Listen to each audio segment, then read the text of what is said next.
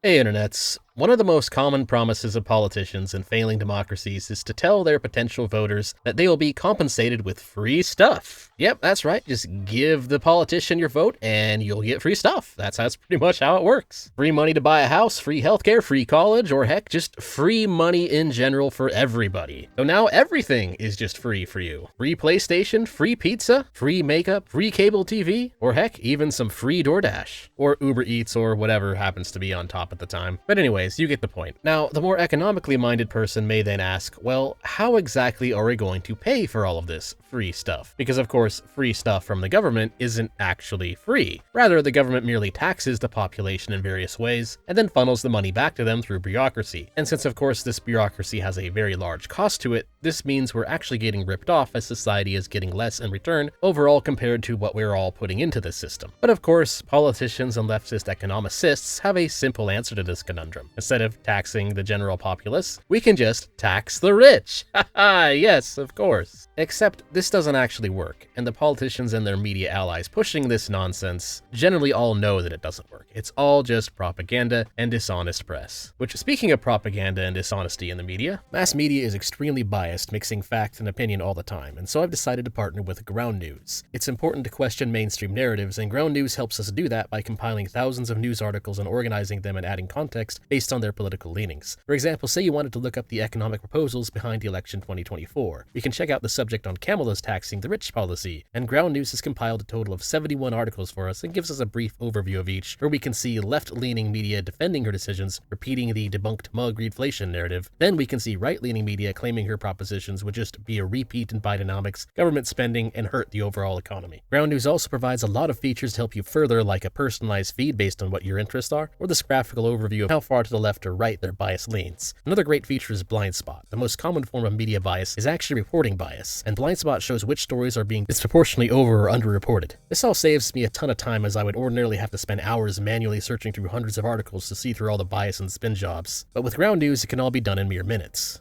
making them the most practical solution to see through all the clownery. Ground News is independent and subscriber funded, so go to ground.news/Mentiswave or scan my QR code to get 40% off the Vantage plan I use, which gives you unlimited access to all of these features. But anyways, back to the subject of taxing the rich. Why doesn't it work? Why is it just a dumb propaganda narrative? Because it's very common for people to find this as kind of an intuitive, easy way to solve the problem if you don't actually understand economics. It's very strangely common for people to think that they can solve the problem of the inefficient redistribution scheme that we get from this bureaucracy, that it can just be perfectly resolved by only taking from those who have a lot. I mean, heck, look at this nifty graph from the Congressional Budget Office showing that the poor get more out of the system than what they are putting in. So it works, right? All we have to do now is keep taxing the rich to finally achieve true equality. Oh, we did it, folks. We finally solved economics. Now we can all just stay at home and collect free Gibbs bucks from the state as they string Porky up and use him as an infinite money dispenser. Heck, nobody even has to work anymore because everything is now paid for by simply making the rich pay their fair share. Of course, the reality is this is all a lie. The scheme doesn't actually work because it actually just hurts everyone in the economy. And politicians pushing this propaganda are really just using it as a smokescreen over the fact that they are trying to gain power by bribing the public with our own wealth and sacrificing economic growth for equality feel-goodisms. Anyways, there's three major reasons for why this taxing the rich scheme isn't exactly an effective strategy. And let's start with the fact that the economy is strongly interconnected, and thus prone to something known as second-order effects, which is the reality that various policy changes and actions as a result of them can have additional indirect results that become more apparent over time. Basically just the reality that actions can have indirect consequences. Now, sometimes second-order effects are good things, but a lot of times they're bad things, especially when it comes to the overall market. For example, a really common, well-known second-order effect that most people are familiar with is what happens when some kind of policy change results in the rise of the cost of gas, or oil prices if you want to be more specific. Because the economy depends on gas for transportation, this tends to affect a lot of other things. So for instance, an increase in this cost tends to lead to an increase to the cost of most goods at your local market, since those goods all need gas to be transported there, which then leads to everyone's cost of living to overall increase, which can then lead to less money being spent on luxury goods or recreations, such as less eating out at fancy restaurants. So whenever a sector of the economy that a large chunk of people depend on gets hit, it's very common for the rest of the economy to also take a hit, and for people to change their decisions and overall thinking about how they spend their resources based on how the economy has changed. Now, for taxing the rich, here's a more relevant recent example. This idea coming from the DNC of taxing unrealized gains, but only for assets worth more than 100 million, which means that's a perfectly fine way to get our free stuff machine rolling, right? I mean, most people don't have $100 million in assets that they're just sitting on, so naturally this won't affect you, right, bro? Yeah, I'm sorry, I have to be a little sarcastic for this video because these arguments are terribly economically illiterate, and yet these are, in fact, the arguments unironically coming from people who think this is actually a good idea. Apparently, since incentives don't exist in the alternative reality these people live in, here is what actually happens. First off, understand what an unrealized gain is. Let's say you buy some collector's item. For the heck of it, we'll just say some high-priced Fumo. Now, you buy it for $300, and a few years later, it's now worth $1,000. You could make $700 from the money you spent on your initial purchase if you sold it, but let's just say that you don't do that. Let's say you want to hold on to it for however longer you want. This would make it an unrealized gain of $700. Your asset here has technically gained more monetary value than what it was since you first bought it, but since you haven't sold it yet, you don't actually have the money. But you could have the money. So it is a gain, but it's unrealized, hence the term. But of course, that's just a silly oversimplification. In reality, the term unrealized gain is used more for the stock market and cryptocurrency exchanges. And in those markets, a huge portion of assets are held by people that some like to call whales. Now, whales tend to like buying and hoarding a whole lot of these assets, sitting on millions, sometimes billions of dollars in stocks and crypto for however long they feel like. And they do this for whatever reason, really. I mean, maybe they just like to look at the big numbers on spreadsheets. The point is, they have a lot of unrealized gains. If you look at their bank account, they don't actually have the monetary value of these assets as actual money. So what's going to happen when all the whales find out that they're going to be taxed on their unrealized gains? Well, to understand what the whales will do, let's pretend the unrealized gains tax was going to make you have to start paying a tax for owning your Fumo once it reached $1,000 in market value. Now, just what are you going to do to avoid paying that tax? That's right. You could sell it. Let some other guy on eBay deal with it. And that's exactly how the whales see things. Why on earth would they take on the risk of keeping an asset that earns the scorn of Uncle Sam? And so they sell off their earning shares before it reaches the threshold,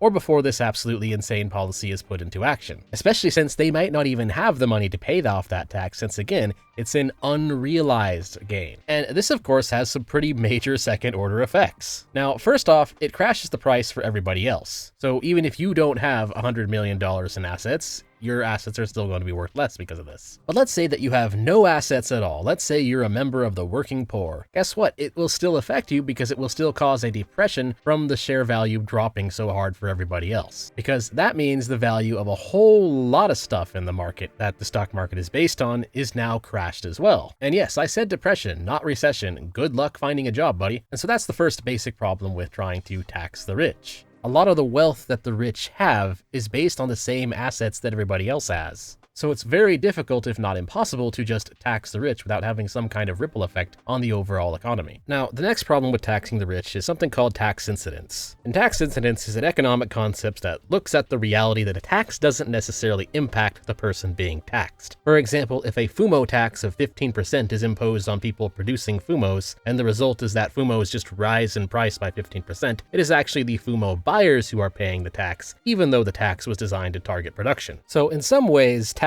incidence is another form of second order effect, just more direct. Because the thing is, taxes often cause an increase to some kind of cost of production, despite no real changes to supply or demand. Because the thing is, when people get taxed, the issue with taxes is that people generally aren't immediately getting anything in return for those taxes. So at the time that they happen, it's really just a net loss. So taxes are something that people just kind of have to pay or else. And this means that the burden of the taxation often just gets passed around. So going back to the example of buying and selling Fumos, the opposite could also happen. If a 15% sales tax on Fumos was put into place, the demand might just go down, and so the people selling them may just be forced to, lower the price anyways. But of course, this is all about taxing the rich again. And when it comes to tax incidence, taxing the rich is the hardest of them all, because a lot of rich people happen to be CEOs and business owners and whatnot, which means that they control how the money flows in their own business. And this means that a CEO subjected to some kind of new tax can choose to just kind of redistribute where that tax goes. So for example, let's say Marissa, owner of Cernoflakes, is just doing her business one day and finds out that she, along with everybody else who makes over $1 million a year, is going to be subjected to a new 20% tax. Now, she could choose to eat this 20% tax from her own salary, or she could just raise her salary and then pay for it by either firing some workers or increasing the cost of Cernoflakes, thus passing the burden of the taxation onto employees and customers. And then of course, this decision happens in every single business where the owner makes over $1 million a year. And what this means is that the state really doesn't have a way to control who actually pays the taxes that they set. The state can control how much they steal and who they initially steal from,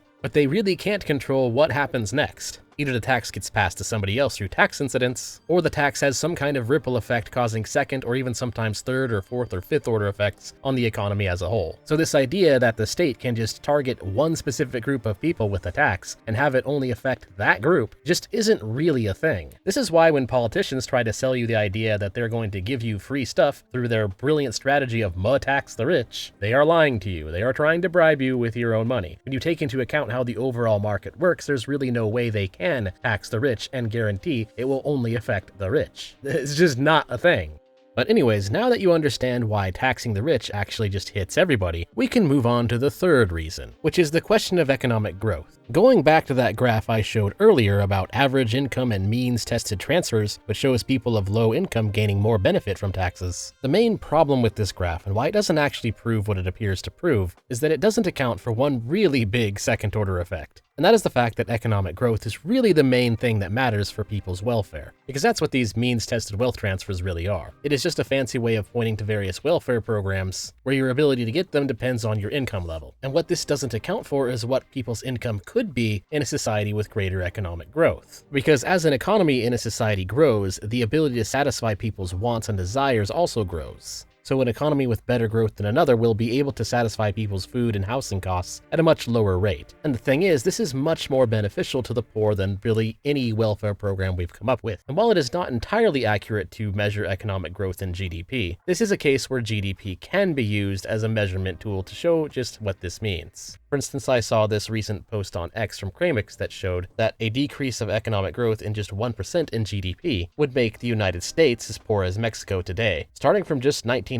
Now, admittedly, when it comes to this kind of growth, 1% is a lot higher than it sounds, but it gives you a decent comparison, because even today it is significantly better to be of the working class in the United States than it is to be in the middle class of Mexico. And of course, if you were to compare the average person's ability to satisfy their basic desires in the United States today, compared to say United States 80 years ago, and you'll see very similar differences. A society that focuses on economic growth is by far, by a massive, massive margin, the absolute best thing we can do for the working poor. And how exactly do you focus on economic growth? Spoiler alert, by not taxing the rich. The countries with the most economic freedom are regularly the ones that have the best levels of economic growth, whereas the more corrupt and kleptocratic a state is, the worse off the poor are. And the reason this happens is really just basic economics. With less taxation and regulation, the private sector is able to focus its attention on producing better goods and services, which then lowers costs for people overall, as the society is better able to meet people's needs, which then gives people more resources to spend on more subjective desires. And lastly, I'd like to throw in just a basic bonus reason for why taxing the rich doesn't really work here, which is that what you're doing is really just theft. It's just stealing from people who have more under the assumption that they somehow did something wrong to have more. It's just, in many ways, an extension of the equity fallacy, this incredibly incorrect idea that unequal outcomes imply unfair treatment or discrimination. And I know that this is more of an ethical reason